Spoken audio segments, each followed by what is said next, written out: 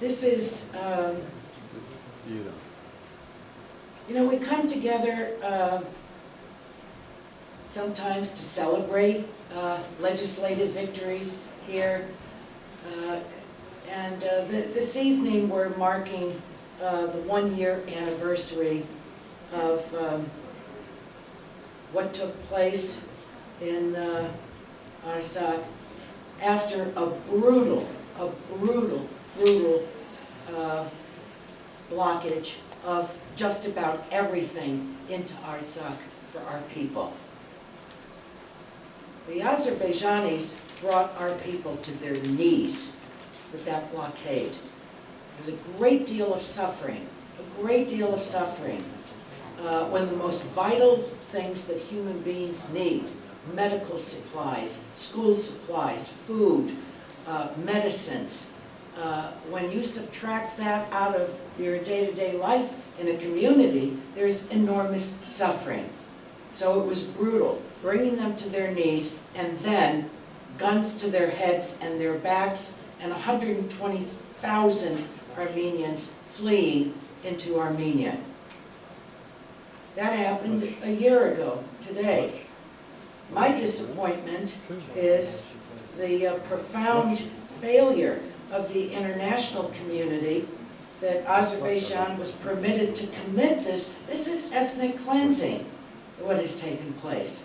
It's ethnic cleansing, I think, in plain sight, with a blatant disregard for international law. And even more troubling is that 1 year later, Azerbaijan has yet to face really any meaningful consequences for its actions.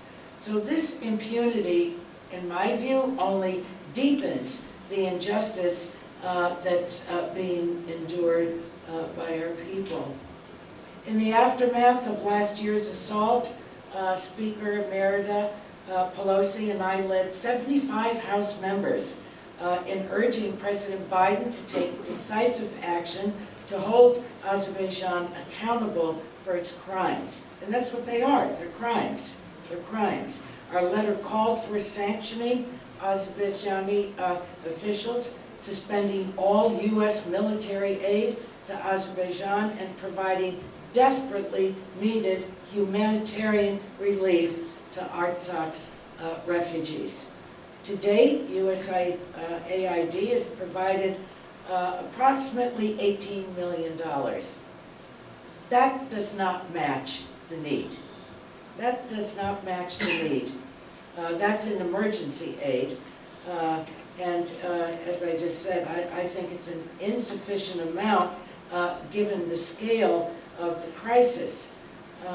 We continue, and you heard this from my colleagues, to press the administration to increase aid for the benefit of this displaced population.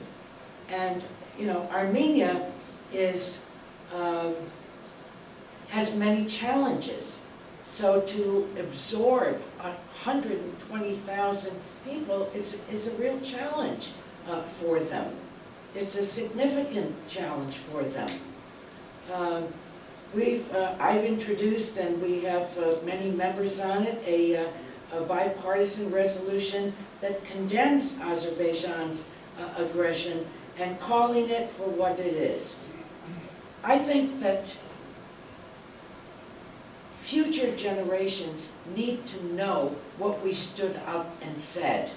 That's what these, the resolutions, and calling this, as I said a moment ago, an act of ethnic cleansing. And the resolution also recognizes that a just peace in the Caucasus requires Azerbaijan to release all wrongfully imprisoned Armenians.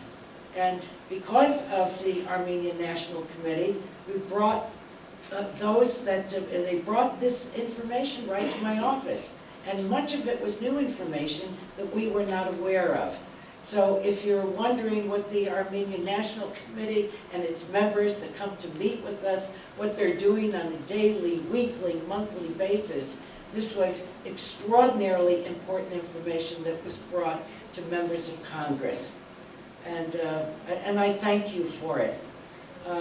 And we also included in the resolution the right of return.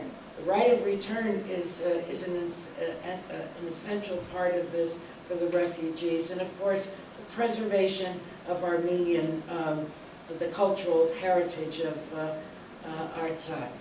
Now, being with you this evening, this is a somber evening. It's a somber evening. It is because with all that's taken place over the years with Azerbaijan, it has not been a pretty picture at all. But the blockade that was visited upon them, and then what they did a year ago today, it was really, in my view, the last straw. So, what we do with this is very important. We haven't gotten to where we need to be. And what these resolutions that so many on a bipartisan basis have called for. I'm not going to be here next year, but all these members are going to be. No, don't say that. No, I'm with you. I would stay. 32 years. 32 years. I want you to know that this has, working with you is my own family. My own family.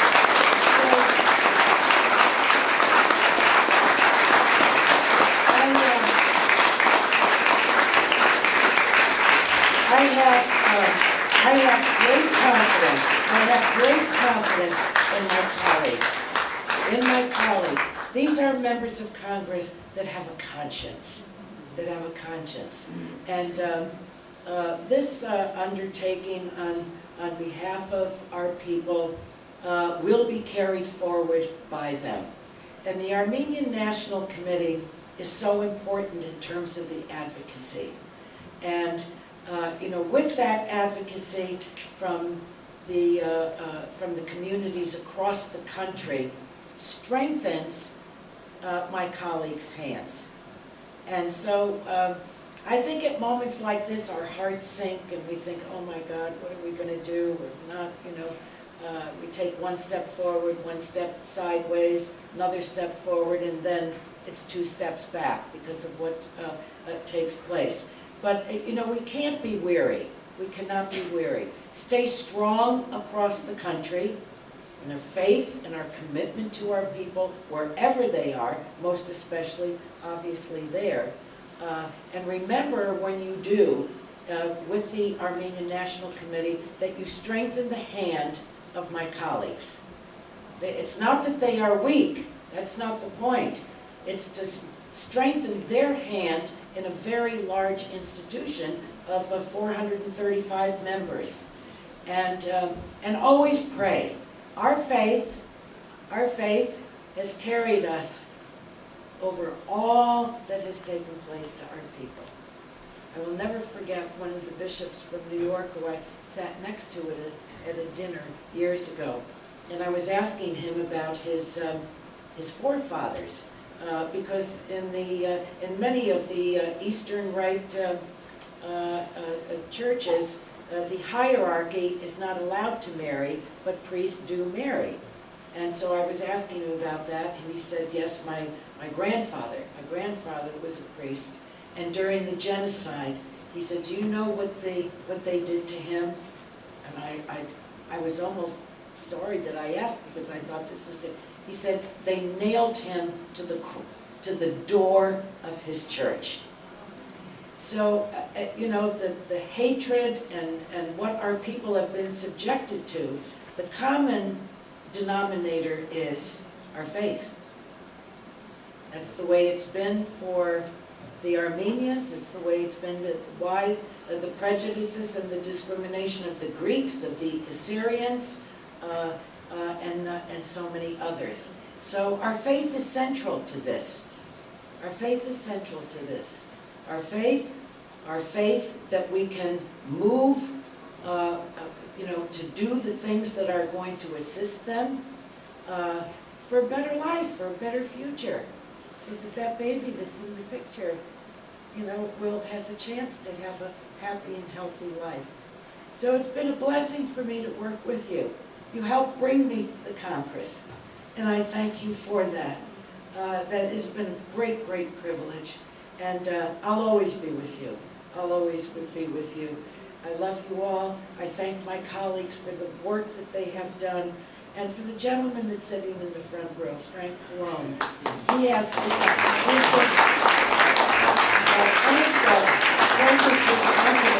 Frank is responsible for forming the caucus, and the rest is history.